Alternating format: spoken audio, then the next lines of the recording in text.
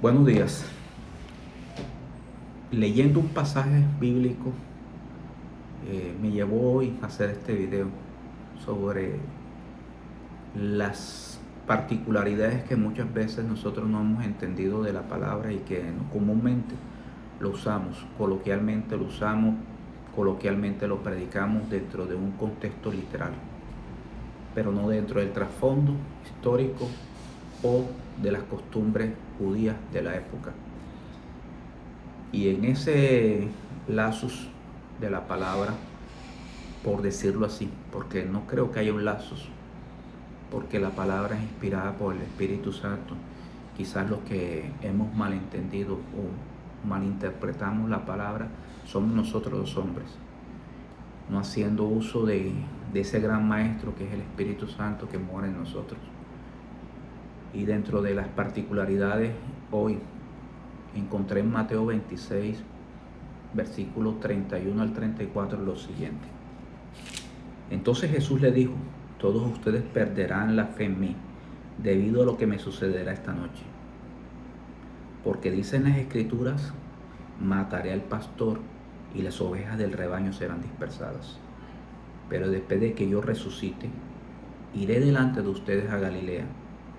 Pedro respondió: aunque todos pierdan la fe en ti, yo nunca lo haré. Jesús le dijo: te digo la verdad, esta misma noche, antes que el gallo cante, me negarás 3 veces. Aún si tengo que morir contigo, dijo Pedro, no te negaré. Todos los seguidores dijeron lo mismo. Particular.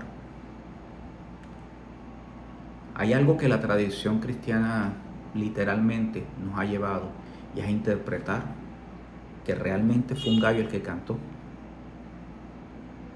Y quizás desconocemos un poco la tradición. Es por eso que me puse en el trabajo de indagar un poco sobre esa frase, el canto del gallo. Y me encontré con lo siguiente. La Misná hebrea establecía que no se debía criar gallos en Jerusalén. Esta medida era para evitar la impureza en el templo. Extraño. Quizás sí, un gallo pueda cantar claramente en el transcurso de la madrugada, pero nótese que había un precepto judío que impedía que este animal fuera criado en Jerusalén, no en Israel. La prohibición no estaba sobre Israel, la prohibición estaba exactamente contemplada en Jerusalén. Y en el sitio en el cual llegó la reconvención de Pedro, claramente nos dice la palabra en el mismo capítulo, en el versículo 69. Mientras Pedro estaba sentado afuera en el patio, una sierva del sumo sacerdote se le acercó y le dijo: tú también estabas con Jesús de Galilea. Pero Pedro lo negó frente a todos diciendo: no sé qué estás hablando. Entonces él se fue hacia la puerta del patio y otra mujer lo vio y le dijo a los que estaban allí: este hombre estaba con Jesús de Nazaret. De nuevo Pedro lo negó y juró: yo no conozco a ese hombre. Un poco después, los que estaban allí se le acercaron y le dijeron: tú realmente eres también uno de ellos. Se nota por la forma que hablas. Entonces él comenzó a maldecir y a jurar: yo no lo conozco. En ese momento cantó el gallo. Pedro, ¿dónde estaba situado? En el patio de la casa del sumo sacerdote. Quizás no era el templo. Óigase bien, no era el templo, pero estaba en Jerusalén. Pero hay otro contexto que es el que también me llamó la atención, y es una hipótesis romana, el gallicinium. ¿Y en qué consistía el gallicinium? Dado a que las costumbres romanas dividían la noche en 4 vigilias, al final de la tercera vigilia, a eso más o menos 3 de la madrugada, sonaba una trompeta militar que anunciaba el cambio o relevo de guardia. Precisamente ese toque de trompeta era lo que se llamaba el gallicinium, que traducía canto de gallo. ¡Wow! Hay 2 contextos históricos que ya me determinan que posiblemente no era un animal, el gallo, el que cantaba, sino que primero había una medida de regulación en Jerusalén para no contaminar el templo, y era no criar gallos. Y la segunda hipótesis claramente determinante era la romana, con el sonar de las trompetas para un relevo de guardia. Pero también existía una interpretación judía, y esa interpretación judía llevaba el énfasis a la voz del Ageber, perdóneme, porque de pronto no lo pronuncio muy bien, y se dice de un sacerdote que era el Ageber, traducido hombre fuerte, que lanzaba un grito para convocar a los levitas. Y la particularidad de esta palabra lleva a una raíz que es Geber, que traduce canto de gallo. Y quizás el evangelista en Mateo pudo estar jugando con ese doble sentido. No era un animal, sino un llamado a la liturgia. Entonces encontramos 3 contextos. Una, que era dentro de las Mishnah había una prohibición para no causar una impureza en el templo. 2, había un relevo de guardia que se llevaba a través de una trompeta militar, y eso también se traducía como canto de gallo. Y había una tercera connotación, que era el hombre fuerte, aquel que salía con voz gritando, anunciándole a los levitas la liturgia.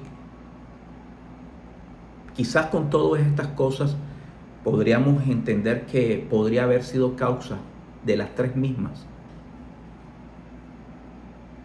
y que el evangelista conjugó y llevó una realidad de contexto dentro de lo que es la tradición judía y dentro de lo que era la tradición romana, que imperaban ambas en Jerusalén y en Israel. Cualquiera que pueda hacer el canto de gallo, quiero decirle que sigue sonando en nosotros hoy en día. Quizás una voz, quizás una circunstancia, quizás la misma palabra que te esté llevando o empujando a un despertar de una tibieza espiritual, de nuestra tibieza espiritual. Y que esta palabra, este canto de gallo, nos está invitando a volver a Dios con un corazón contrito y humillado. Dios no desecha al hombre. Y de hecho, la misma Biblia me enseña que Jesús, aun cuando Pedro lo negó 3 veces antes que cantara el gallo, no lo desechó. Particularmente fueron 3 veces las que nuestro Señor, después de resucitado, aseguró a Pedro. Una frase muy clara: Pedro, ¿me amas? Y quizás es lo que hoy nos está diciendo nuestro Señor, coloquialmente a mí: ¿ya me amas? Porque Dios no está mirando al mundo, me está mirando a mí personalmente. Y así como me está mirando a mí, está mirando a cada uno de nosotros. Es bueno que hoy hagamos un pare en nuestras acciones, en nuestras actividades, y podamos analizar la voz que nos está hablando, analizar la circunstancia que nos está hablando y que nos está empujando a una realidad, a volver al Señor. a volver a Dios. He aquí, yo estoy a la puerta y llamo. Esa frase no fue dada al gentil, fue dada a la iglesia en un momento de tibieza, en un momento en el cual nos estábamos apartando claramente por una tradición, por las situaciones de la vida, por las cosas que comúnmente nos vende el mundo, a que lleguemos otra vez nuevamente a tener una relación, una comunión con el Señor, y Él esté con nosotros y nosotros con Él. Es bueno reflexionar en esta mañana sobre ello y pedirle al Espíritu Santo que nos muestre cuáles son las circunstancias que hoy en día estamos pudiendo vivir y que nos alejan, que nos causa una tibieza, que nos aparta del servicio, que nos ha apartado de ese primer amor que es Cristo Jesús. Gracias por escuchar este momento y pidámosle al Espíritu Santo que sea Él el que nos traiga la luz, que nos siga redarguyendo y nos siga enseñando su palabra. Bendiciones, mis hermanos.